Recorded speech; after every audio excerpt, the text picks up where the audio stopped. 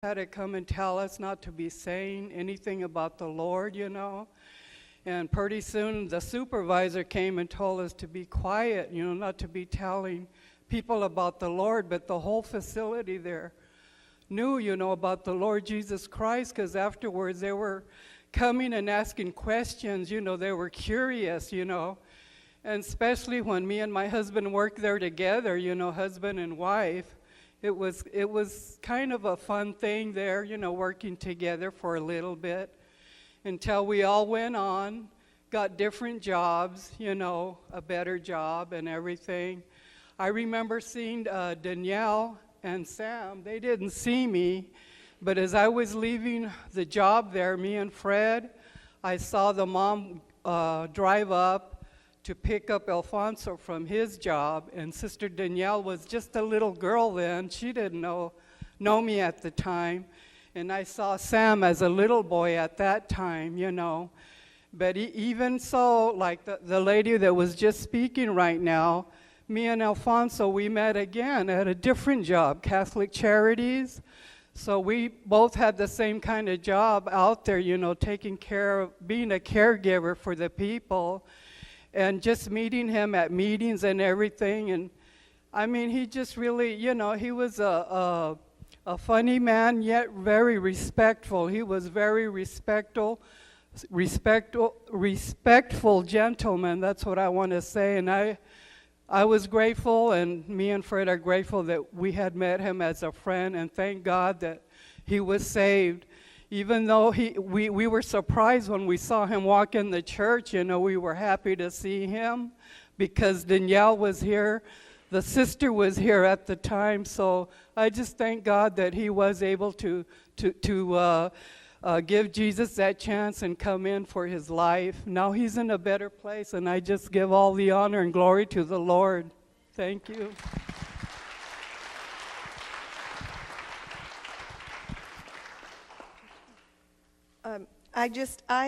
Like Brother Al, I went astray for a lot of years, and when I came back to the church, I haven't been back quite a year yet, but Brother Al was good friends with my mom and her husband, and so I got to meet him, and he was a really fun person, and a lot of times people say I'm crazy, and the two of us would get together over there, and we just have a crazy time. And it was like just that Sunday, I had Ethan in Sunday school, and I just found out that Danielle and Sammy, that was their dad. And I was like, you're kidding, shut up, look at Ethan. I go, oh my God, no wonder you're like your daddy, look at you. And your grandpa, you just running around. But, he was such an exciting person, and you couldn't be around him and not be excited. So my natural man, is like, I wish that he was around. I'd like to, have had more fun times. But you know what? It's a blessing when I came and saw, and I was like, wow, there's a older person in church too, and so it was just kind of exciting. And I'm really excited, for him that he's where I'm going to be one day, and I'll be excited. So that's what I tell my kids, just be excited, that's how it is. I see how God's blessing you guys, with strength, and I want my kids to have that same assurance that when I'm gone, I'm going to be there jumping around and having a good time just like him. So God bless you all. God bless you guys.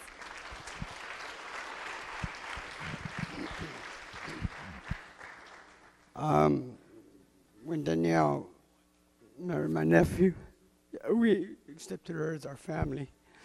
Same with Sam and now. And he made an impact in me because we talked a lot about when he was sick and things he was going through, but he was always smiling and joking and stuff. And I think I got a lot more closer to him when we went to a hockey game, me, him, and Sam. And we had such a great time.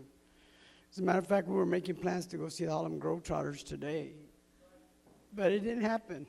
But that's okay, because we'll be able to see God someday. As soon as I'm gone, too, I'll be able to be up there, and we'll be looking down and saying, Sam will be here soon. Sam will be here soon, Because we kidded him because Sam's dad was telling me that Sam had pushed somebody from the Arco Arena from the top. I don't know if he did what? That he got fired? He kept denying it, but we became very close. we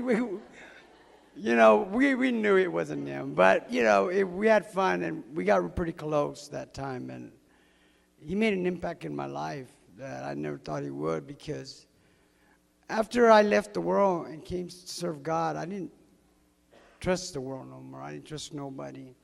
Not even in church. It took me a long time to trust somebody, even in church. But at that time, Al made an impact on me, even though it was a short time. Yes, I'm going to miss him, but I know that I'll see him again. Thank you.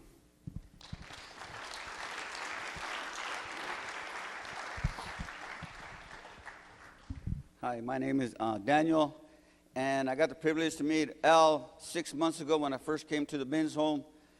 And I met him at Celebrate Recovery.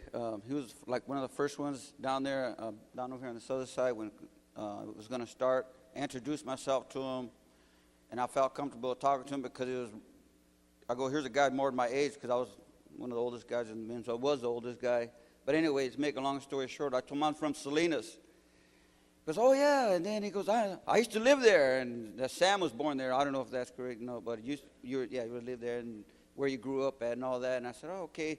I told him, I guess, yeah, there's something about you that look familiar, But anyway, as I began to talk to him, he made me feel comfortable. He made me feel comfortable because I could tell the sincerity of his heart, that he was courteous, respectful, and, he was a nice guy.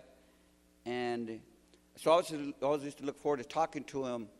And so when I left the men's home about 3 weeks ago, a month ago, almost 4 weeks ago, I was sitting by him back there, and where he sat, and we sat by each other. And I said, "Yeah, man, I got me a friend my age now, And then one time I think it was Christmas service, they gave me a ride home in the truck, you and your dad, and he goes, it was kind of cramped, and he goes, my dad will get in the back. Sam said, my dad. I go, no, I didn't want. I felt kind of guilty about that. So I'll get in the back. I'm smaller, and I look at it, I go, well, I'm smaller this way in stature, not this way. I was a bit bigger, and then so anyway, we're going, and I just moved out to this place at north end of Stockton, and I didn't really know the way home. And I go this way, and I got to live off this street, and then we missed a turnoff, and then Sam and his dad, I'll start going back and forth, and I go, oh, man, it's my fault, man, it's kind of because I didn't know that's the way these guys just talk, But anyway,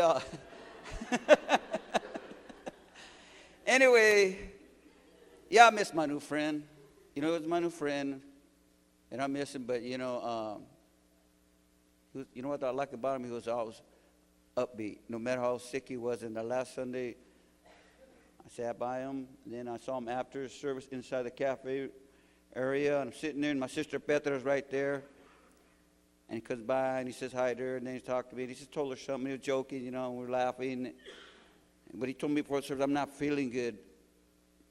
I go, okay, brother, I'll pray for you. And then he told me that again when he saw me eating something from the sausage from the snack shack, and he goes, man, I wish I could have one of those, but I'm too sick. So anyway, he goes, I'm going to go home, I'm feeling ill. And I looked at him, and I go, wow, he really is sick, because he normally wouldn't complain about, never tell me how ill he was feeling. So that was the last time I saw him, but I always remember him being optimistic and being upbeat, because somebody else, like the service before that, told him, I'm feeling sick. He goes, pray, brother, pray. So I didn't even know in his infirmity, I know he was praying, and I was just privileged to have him as my new friend, and I hope one day I'll see him again. And I know I will, as long as I behave, I'll be all right. I'll make it up there with him.